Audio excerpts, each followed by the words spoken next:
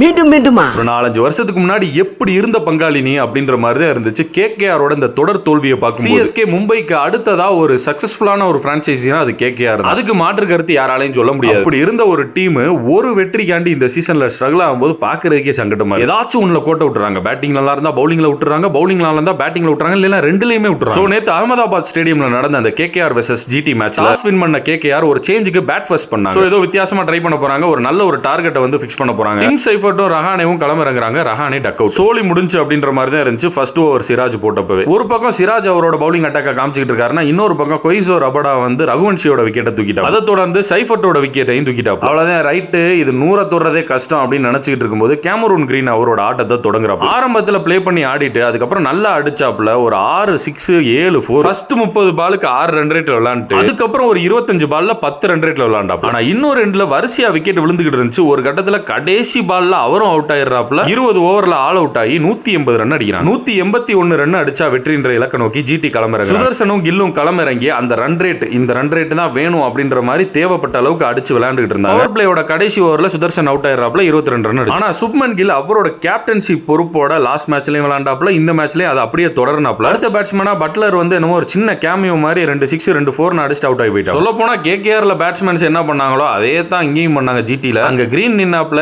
இங்க கில் நின்னாப்ல, அதே வித்தியாசம். ஒரு 86 ரன் அடிச்சு அவுட் ஆறாப்ல. இருந்தாலும் அதே மாதிரியே ஸ்மூதா 20வது ஓவர்ல அந்த 180 ரன் 181 ரன் அடிச்சு 20வது ஓவர்ல வெற்றி அடைறாங்க. மேட்சை ஜெயிச்ச கையோட ஒரு ஆரஞ்சு கேப்பை வாங்கி மண்டையில மாட்டிட்டு கிளம்பிட்டாங்க. அது ஒரு பக்கம் இருக்க கேகேஆர் நினைச்சாதான் ரொம்ப சங்கடமா இருக்கு. அதை வேற ஞாபகப்படுத்திட்டீங்க.